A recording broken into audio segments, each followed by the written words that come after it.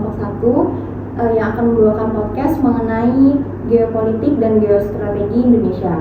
Belakangan ini kita sering banget mendengar isu mengenai persaingan Amerika Serikat dan juga Cina, kawasan Indo-Pasifik, sehingga posisi strategis Indonesia dalam hubungan internasional.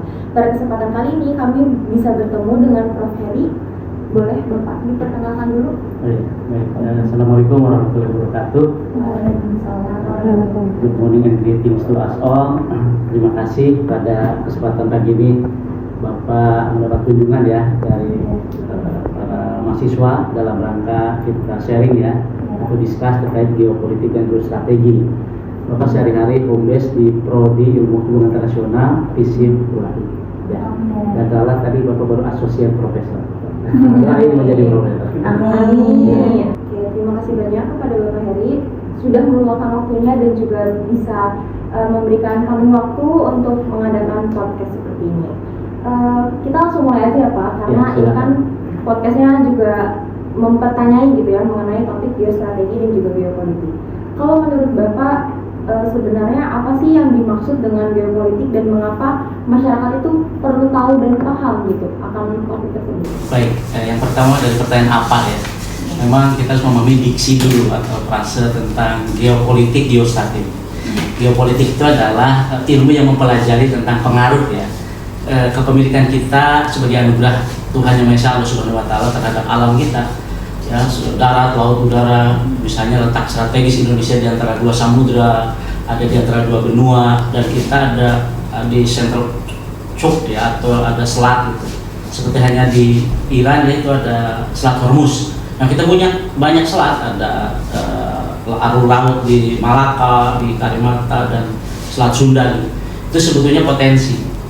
Nah, jadi ilmu yang mempelajari pengaruh dari geografis yang digunakan untuk hubungan internasional, untuk berdiplomasi, untuk bergaul ya dalam semangat bangsa Indonesia merasa dirinya bagian dari masyarakat internasional, maka dikembangkan sikap hormat menghormati dan bekerja sama dengan bangsa-bangsa lain. Itulah geopolitik. Nah, sedangkan geostrategi adalah implementasinya, prakteknya, regulasinya. Itu geostrategi ya, caranya bagaimana comparative advantage ya, keunggulan komparatif kita dibanding negara lain. Karena di dunia ini misalnya ada negara pantai ya, merujuk pada teorinya atau bukunya Hugo de Grotius ya. Hugo Grotius itu seorang filsuf Belanda, bahwa ada negara pantai, ada negara pedalaman. Negara pantai berarti yang punya pantai, punya laut. Indonesia kan luar biasa, hampir jutaan kilometer kan dari barat sampai timur itu. Nah, cuma pertanyaan apakah sudah dimanfaatkan nih secara geostrategi geopolitik? Nah itu. Mungkin itu. Oke, baik Pak. Oke, berarti lebih kayak kalau misalkan geopolitik ini adalah pemahaman secara menyeluruhnya, sedangkan kalau misalnya geostrategi adalah bagaimana cara mengimplementasikannya secara strategis. Betul. Oke. Mendengar kata geopolitik nih, banyak orang langsung mengaitkannya dengan perang atau konflik. Nah, pertanyaannya, apakah anggapan tersebut sudah tepat? Kita gunakan di ilmu H itu dikaji tentang kajian strategis dan keamanan internasional. Kalau kita memahami perang, ya head to head, konfliktual dan konfrontatif itu namanya kajian strategis. Tapi kalau kita bicaranya terkait dengan isu globalnya tentang ada penyelundupan, ada kejahatan transnasional, ya, baik itu narkoba atau terorisme, itu namanya keamanan internasional. Gitu. Oke, jadi pemahaman mengenai geopolitik ini tuh nggak bisa hanya dikaitkan dengan konflik aja ya. Tidak hanya, itu salah satunya. Memiliki cakupan yang jauh lebih luas ya. Benar sekali. Oke Pak, jadi Indonesia ini kan sering disebut sebagai negara yang memiliki posisi yang strategis ya Pak ya. Nah, menurut Bapak nih faktor apa yang membuat Indonesia itu penting dari negara-negara lain? Pertama tadi dari keunggulan positioning ya. Nah, karena gini, dengan posisi yang sangat strategis itu paling tidak akan menjadi penentu untuk lalu lintas ya, perdagangan, ekonomi ya.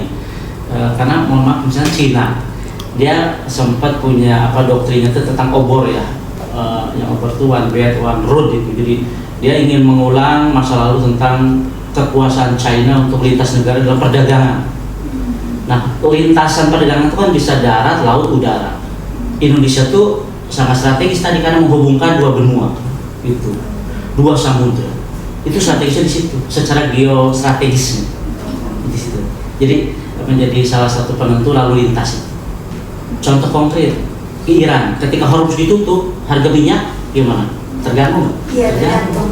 Nah coba kalau Selat Malaka, jadi selat tersibuk dalam perdagangan internasional, arus energi pangan tuh ya Selat Malaka sebetulnya.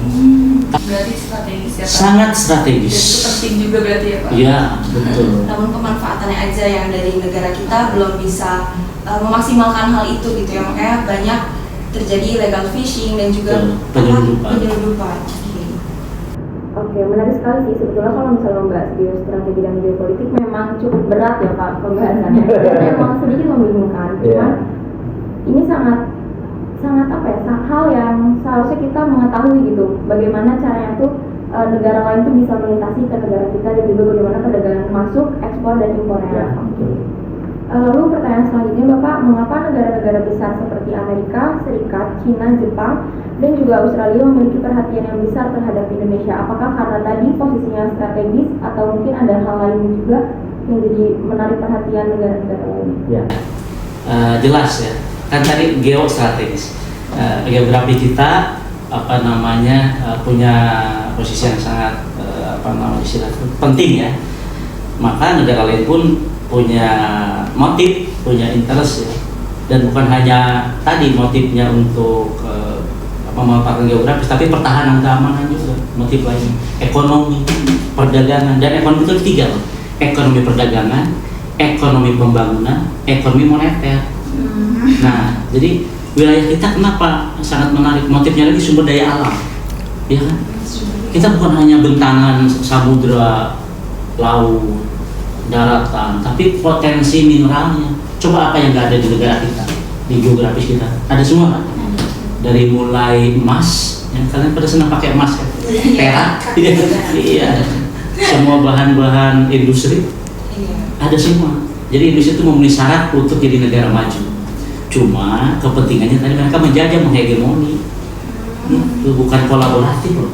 Harus sadar itu. Kayak kita melimpah banget Oh, ya, satu semua, banyak ada satu. segalanya. Yang illegal fishing ini apa ya? Itu kan masih banyak banget ya Pak. Berarti kan keamanan kita tuh masih sangat dipertanyakan banget ya. Secara strategi kita pun masih kurang gitu. Bagaimana cara menyiasati hal itu agar bisa lebih dikembangkan lagi Pak? Kalau dapat keamanan internasional, salah satunya curi mencuri sumber daya alam. Nah, tadi yang disoroti illegal fishing. Tidak bisa dihindari, kita punya 12 batas laut dengan negara lain. Kita punya batas dengan Filipina, dengan Malaysia, dengan di Laut Andaman, dengan India, dengan Singapura, ya, dengan negara tetangga. Maka yang namanya ikan kan bisa dirangkap, kamu larinya di Indonesia aja kan kemana-mana. Dua pendapat, laut boleh dimiliki dan laut tidak boleh dimiliki tadi dari konsep mare liberumnya Hugo Grotius ini. Nah, otomatis mereka bisa mengklaim, saya akan mencari ikan di laut bebas.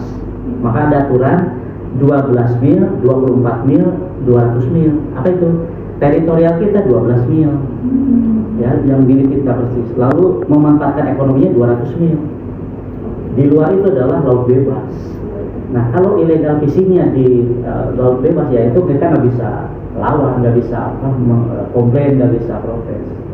Tapi kalau di teritorial kita JTE 200 mil sama 12 mil, kita harus habis-habisan dijaga. Lewat apa caranya? Patroli laut. Lalu ada kaman laut kalamlah apa lupa namanya itu ada bakamla. Makanya ini kan waktu kasus pagar laut di Tangerang di pantai itu ramai kan? Dan bertanggung jawab itu adalah harusnya Kementerian Kelautan, Maritim, lalu bakamla, terus Polair dan partisipasi masyarakat. Jangan jadi penonton doang. Cuma memang itu prihatinnya kita ya. Bagaimana mengatasinya? Yang partisipatif. Semua perangkat negara ya yang punya daya paksa itu ya keamanan laut, patroli laut. Yang menarik banget ya Pak. Ya. Nah, kalau di dalam berbagai kerjasama internasional, Indonesia kan banyak menerima investasi dan menjalin hubungan ekonomi. Pertanyaannya adalah, menurut Bapak, apakah di balik kerjasama tersebut juga terdapat kepentingan geopolitik? Oh, sangat. Tadi doktrin mereka itu menghegemoni, ingin menguasai, ingin merampok. Kan sejarah bangsa kita kan dijajah dari dulu. Apa yang dijadiin daya tariknya? Sumber daya alam. satu-satunya. Nah tadi masuk ke kerjasama. Memang kerangka kerjasama tuh kalau dalam HI atau internasional disebut dengan traktat. Traktat itu dua, bilateral itu dua negara, multilateral banyak negara. Nah ASEAN itu adalah salah satu contoh kerjasama ekonomi regional yang multilateral banyak negara. Itu jelas kepentingannya ekonomi, ya pembangunannya, ekonomi moneter, ekonomi satu lagi apa tadi, perdagangan. Ada motif lain, pertanyaan bagus, jelas ada, ingin mendominasi. Ingat, praktek ekonomi kita adalah sangat liberal, sangat kapitalistik, dan itu hukum rimba.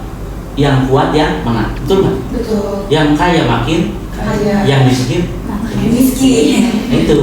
Selanjutnya kan di Indonesia ini kan tadi Bapak udah sempat minggu kalau kita tuh berada di benua Asia ya Pak. Ya. Nah, posisi ini tuh seringkali disebut sebagai jalur yang strategis untuk perdagangan internasional. Nah, untuk pertanyaannya itu sebenarnya seberapa penting sih Pak jalur perdagangan yang melewati Indonesia bagi negara-negara lain? Tadi Bapak sebutkan di awal bahwa ada titik-titik yang sangat krusial untuk jalur perdagangan ya, ekspor impor ada bilang. Di antaranya terusan Suez, lalu Hormuz di Iran ya, yang di bom sama Amerika, lalu Selat Malaka. Itu pentingnya sangat penting banget karena dari 4 besar itu yang terbesar itu Indonesia. Dari Australia ke Asia itu. Makanya kan ada beberapa traktat multilateral tuh suka cawe-cawe tuh Australia pengen masuk ASEAN tuh. Itu kan nggak logis. Tapi di belakang Australia siapa? Inggris, Britania Raya, Amerika. Dia buat itu. Tadi kepentingannya dimasukkan lewat jalur formal, berkedok dengan kerjasama ekonomi G20, lalu kelompok selatan-selatan, kelompok negara yang kan negara itu ada 3 macam, abundant state, welfare state, sama negara berkembang atau negara miskin ya. Nah mereka tuh ingin mencoba Indonesia itu masuk ke mana-mana gitu. Indonesia GR aja kan, masuk ke negara yang post colonial countries masuk, negara yang katanya berpenghasilan tinggi masuk. Itu harusnya punya strategi nih. Ini otokritik juga untuk kita. Jangan asal mau tapi diperas itu kan. Karena konsekuensinya mah kalau jalur perdagangan tadi ya yang strategis itu hanya sebatas apa istilahnya berdasar kerjasama, ini kan ada saling pengertian. Cocok ini, Anda jangan coba untuk puas ini. Ada kali. Ya. Bahasanya menarik. Amin. Tadi udah disinggung juga kalau misalkan pengaruh kekayaan kita tuh sangat mempengaruhi faktor ekonomi di negara kita. Namun kan sayangnya memang belum tercapai dengan baik ya karena strateginya tuh masih belum kuat, maksudnya masih belum terimplementasi dengan baik. Kalau misalkan kita ngambil satu contoh sih Pak, mungkin kayak tadi kan kalau misalnya udah dibahas Indonesia posisinya sangat strategis dan sangat menguntungkan. Seandainya nih Pak, kira-kira bagaimana jika Indonesia itu diletakkan tidak di posisi yang strategis? Tanya bagaimana kalau kebalikannya? Yang pertama tetap bersyukur, lalu maksimalkan potensi yang ada, lalu ternyata potensi malah kurang pakai keuntungan. Lihat contoh negara Singapura dan Israel. Singapura punya apa sih? Punya apa kan? Dia hanya satu pulau di lautan bangsa Melayu. Israel hanya bagian kecil dari penduduk 20 negara Arab, ya kan? Tapi dia bisa berdagang, struggle, memantapkan apa? Ini sumber daya yang lain, sumber daya ini manusia, SDM-nya. Kalau menurut saya itu SDM-nya dibangun supaya dia bisa keluar dari kesulitan itu. Ya. Kan itu semuanya ancaman bagi Singapura misalnya sebagai negara ya, walaupun mungkin apple to apple, tapi kan untuk kasus bisa karena ada nanya gimana kalau Indonesia tidak seperti sekarang kaya segalanya SDM, tapi kita minim sumber daya manusia. Jadi kalau menurut saya tadi larinya adalah kepada sumber daya manusia, karakter manusianya harus berkualitas. Kenapa Singapura bisa paling kaya di Asia Tenggara? Karena dia SDM-nya. Kenapa Israel bisa bukan hanya ngatur kawasan Timur Tengah, ngatur Amerika? Karena punya sumber daya manusia. Kan janji Allah di Al-Quran ya, yarfa'illahul ladzina amanu minkum itu 5 derajat itu ya. Siapa yang beriman dan berilmu pengetahuan akan diangkat derajat. Itu nyata. Ya. gitu. Ya. Jadi kita jangan putus asa. Oke, dan juga kan belakangan ini kan istilah Indo-Pasifik itu semakin sering dibahas ya Pak. Sebenarnya apa yang dimaksud dengan kawasan Indo-Pasifik dan mengapa sih kawasan ini itu menjadi begitu penting? Ya, karena jujurnya kalau lihat peta dunia, Iya. itu negara-negara yang potensi sumber daya alamnya berlimpah itu yang di itu Indo-Pasifik ini. Makanya ketika Perang Dunia Kedua kan Amerika dan Sekutu terutama ya incarannya ke sini, ya, menaklukkan kawasan ini untuk dikuasai. Misalnya negara-negara Barat bukan hanya Sekutu ya, kalau Sekutu kan pemenang perang, winner Perang Dunia Kedua ya, kayak Inggris, Perancis, Amerika dengan ponco-ponconya. Nah, Indo-Pasifik itu tadi kenapa jadi daya tarik tadi sumber dayanya berlimpah, dan jangan lupa demografi penduduknya besar untuk jadi pasar ekonomi ya kan. Kalau dalam konteks perdagangan berarti kan, coba Anda lihat dari barang yang ada di Anda, dari handphone sampai sepatu dijualnya kan perlu pasar, industri pasar. Iya. Untuk energi lebih murah karena menggalinya di sini, ngebornya dijual di sini. Iya. Gitu. Ini ada satu pengalaman ya, bisa nanti dicek. Kan emas mulia paling baik itu kan dari Papua. Iya. Diolahnya itu di Belanda loh. Ada satu putri Belanda katanya pakai ini 2 miliar. Satu enggak? Satu emas, bukan satu pasang. Bukan, sebelah 2 miliar. Dasar. Dari mana? Papua. Dari sini mentah, dibawa ke sana diolah. Dari negara kita Iya, juga. semua tuh. Itu Dasar Asia Pasifik itu strategis secara ini wilayah, kawasan geografis dan secara ekonomi. Jadi itu kenapa alasan kawasan Indo-Pasifik itu sering menjadi perhatian gitu. Betul. Dan secara pertahanan untuk perang global antara Barat Timur. Coba cek di Filipina ada pangkalan militer Amerika, di Australia itu dalam rangka proxy war. Ya. Ya, benar sekali. Jadi kami semakin memahami Pak bahwa kawasan Indo-Pasifik itu bukan hanya menunjukkan letak geografisnya aja tadi kata Bapak, tetapi juga memiliki peran yang sangat penting dalam hubungan internasional Ya, juga. dimensinya ekonomi, sosial, budaya, pertahanan, semuanya. Ya, Tadi sedikit penasaran yang tadi emas itu kan 2 miliar. jelas yang membuat mahal pastinya dari sumber daya alam kita ya kan. kualitasnya. Kualitasnya betul. Namun apakah seharga 2 miliar itu baru baru si emasnya saja, atau karena ada harga lain karena dia dibawanya kan diolahnya di negara lain Iya. gitu. Ya, udah ada sentuhan seninya. Kan, mohon maaf ya, cuma mungkin madu ditaruh di botol aqua hari ini seperti di hotel, nah itu kemasannya beri anak-anak komunikasi lah, marketing komunikasinya dimainkan, brandingnya.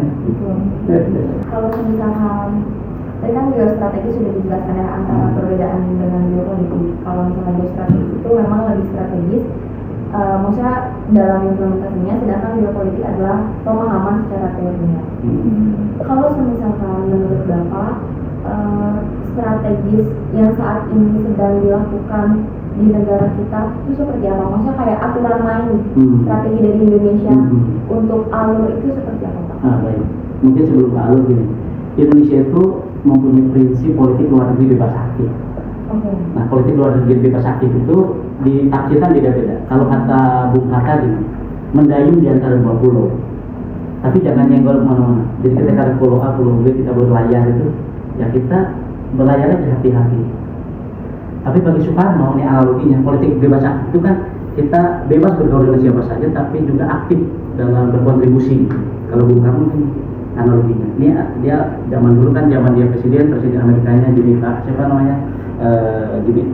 Jimmy Carter sama siapa yang ditembak itu Kennedy. Kalau presiden Rusianya Uni Sovietnya dulu Khrushchev. Jadi dia bawa buku Harkov, ketemu perempatan. Di sebelah kanan naik presiden Amerika, itu dia oke naik. Dia maju lagi naik presiden Rusia Uni Soviet. Pas sampai perempatan, kata presiden Rusia Soviet belok kiri, kata yang ini belok kanan. Dan kita itu siapa kan? Dalam imajinasinya Soekarno, politik bebas aktif itu bebas menentukan sikap, berdikari. Maka dia ketika sampai di perempatan, tengok kanan, tengok kiri lurus. Itulah politik luar negeri bebas aktif. Dia punya prinsip. Itu regulasi dalam kerangka besarnya. Nah, penjabarannya adalah lewat perangkat undang-undangan. Yang paling tinggi kan Undang-Undang 45 pasal 33 tadi, bumi, air, kekayaan alam di dalam dikuasai oleh negara digunakan sebesar-besar kemakmuran rakyat. Itu payungnya. Lalu payung tertinggi ini Pancasila, keadilan sosial bagi seluruh Indonesia. Ya, karena Indonesia tuh lebih memilih untuk menjual kekayaan Nah, itu. daripada kita yang memproduksi sendiri dalam negeri. Betul. Makanya sekarang Presiden Prabowo dengan cita-citanya ada namanya hilirisasi itu. Jadi kita jangan cuma jual itu gelondongannya gitu ya. Dan tadi emas itu yang kalau bisa sudah diolah dulu, baru jual ke sana dan belakangan di rumah. Dengan pasirnya di bawah. Di pasirnya itu ada tembaganya, ada boksitnya, ada mineral lain, ada thoriumnya, ada emas. Kan seru. Iya, dirampok gitu. Karena alasannya sumber daya manusia kita. Sama tadi regulasinya, perundang-undangannya. Kan turunannya selain 45, undang-undang, ada Perpu, ada Perpres, terus ya. Jadi apa sih contoh nyata penerapan geostrategi Indonesia dalam menghadapi dinamika politik internasional saat ini? Ya, yang paling gampang mungkin geopolitik kita masuk di kerjasama multilateral. Contohnya ASEAN, lalu kemarin itu ada G20, lalu di PBB. Geostrateginya adalah kita punya perwakilan diplomatik di sana, baik atas kebudayaan, atas perdagangan gitu ya, konjen, dagang, sehingga kita ketika punya semangat geopolitik, punya sumber daya alam, regulasi kita ekspor. Nah kita udah ada koneksinya, konjen dagang kita di mana dihubungi, sehingga paling tidak ada neraca perdagangannya kita bisa untuk, lalu bisa kita negosiasi tentang harga dan lainnya. Ada perwakilan kita di lembaga, ya dengan persyaratan. Disesuaikan dengan berbagai tantangan yang dihadapi Ya, juga ya. betul.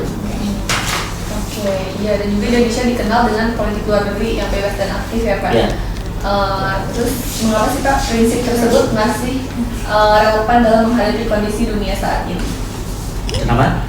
Mengapa prinsip tersebut masih relevan dalam menghadapi kondisi dunia saat ini? Oh iya, Yang bebas aktif. betul, masih relevan, cuma butuh ada apa istilahnya tuh kalau anak saya inovasi baru. Oke. Nah, contoh, core-nya adalah bebas aktif. Tetapi Indonesia jangan juga hanya ikut ngekor gitu, tapi jadi inisiator. Indonesia kan punya program kooperatif negara Muslim. Kenapa nggak kita menunjukkan moderasi Islamnya? Islam itu damai loh, bukan berantem. Karena kalau dalam konteks geopolitik ya internasional, ada Turki, ada Iran, ada Arab Saudi, itu nggak akur, ingin berebut pengaruh juga, sehingga dimanfaatin oleh negara barat. Udah adu domba aja perang damai. Apa keuntungan bagi mereka? Bisa jual senjata. Kalau damai bisa nggak? Nggak bisa. Tuh, sampai situ. Kalau orang perang kan laku senjata, saling bunuh. Ini Indonesia tadi geopolitik, geostrategi jadi internasional harus lebih solutif kontributif. Ya. Dan tersebut membuat kami semakin paham mengenai politik. Kalau kayak gitu kita tadi flashback ke yang Bapak bilang, politik bebas aktif itu adalah bukan berarti kaku ya. Iya. Makanya tiap presiden beda-beda. Contohnya zaman SBY dia punya karakter zero enemy, tidak ada musuh, non. Iya. Lalu kalau zamannya Soekarno non blok, dia malah mendirikan negara non blok. Bukan ada olimpiadenya, dia olimpiadanya. Bolanya itu misalkan World Cup, dia punya lomba sendiri, khusus negara non blok, tidak ke barat tidak ke timur, kan keren. Nah jadi tadi pertanyaan apa? Lupa ini fokusnya. Indonesia perlukah berpihak kepada salah satu negara Ya. atau mempertahankan? Kalau Bapak gini, kalau berpihak kita berisiko ya, misalnya pro barat, pro timur. Nanti kalau pro barat berarti musuhnya timur. Kalau ke timur musuhnya barat. Tetap kita bebas aktif, tidak berpihak. Cuma dengan cara-cara cerdik tadi. Contoh kemarin ketika Hormuz ditutup, kan minyak kita ditahan kapal kita. Akhirnya kita beli ke negara lain. Nah, kita tetap harus baik-baik kan, tapi dalam kerangka tadi win-win apa simbiosis. Jangan kita win-lose itu, makanya harus kuat. Diplomat kita harus jago. Oke, berarti bisa dilihat bahwa kesimpulan dari materi yang kita bawakan dari geopolitik dan geostrategis, Indonesia ini sangat memiliki keuntungan yang besar dari ekonomi, geografis, dan juga Pertahanan politik. iya pertahanan politik.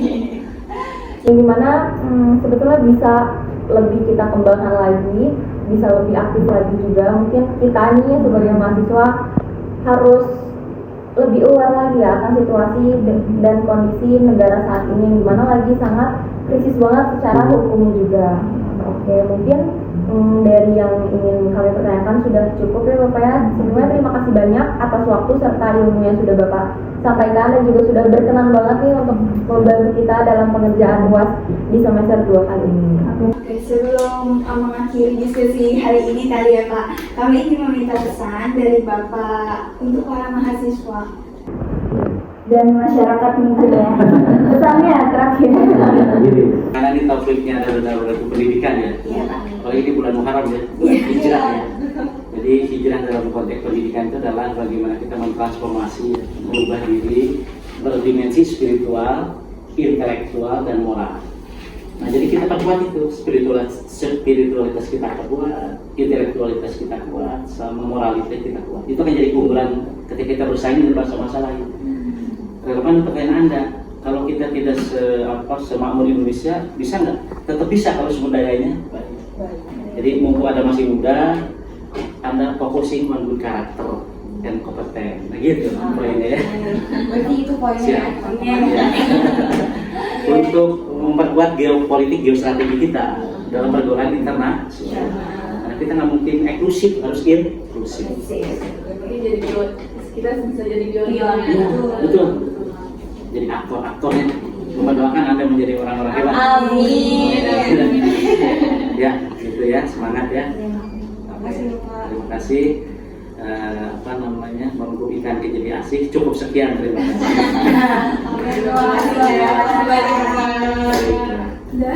Oke, sebelum mengakhiri diskusi hari ini kali ya Pak, kami ingin meminta pesan dari Bapak untuk para mahasiswa Ya. dan masyarakat mungkin ya. Pesannya terakhir. Gini, karena ini topiknya adalah pendidikan ya. Iya Pak. Kalau ini bulan Muharram ya, bulan hijrah ya. Jadi hijrah dalam konteks pendidikan itu adalah bagaimana kita mentransformasi, merubah diri berdimensi spiritual, intelektual, dan moral. Nah, jadi kita perkuat itu spiritualitas kita kuat, intelektualitas kita kuat, sama moralitas kita kuat. Itu akan jadi keunggulan ketika kita bersaing dengan masalah itu. Relevan pertanyaan Anda, kalau kita tidak semakmur Indonesia, bisa nggak? Tetap bisa kalau sumber dayanya. Jadi mumpung Anda masih muda, Anda focusing on good karakter dan kompeten. Nah gitu poinnya ya. Berarti itu poinnya. Ya. Untuk memperkuat geopolitik, geostrategi kita dalam pergaulan internasional. Karena kita nggak mungkin eksklusif, harus inklusif. Berarti jadi kita bisa jadi pionir. Betul. Jadi aktor-aktornya. Mendoakan Anda menjadi orang-orang hebat. Amin. Ya, gitu ya, semangat ya. Terima kasih. Memburu ikan jadi asik. Cukup sekian, terima kasih. Terima kasih.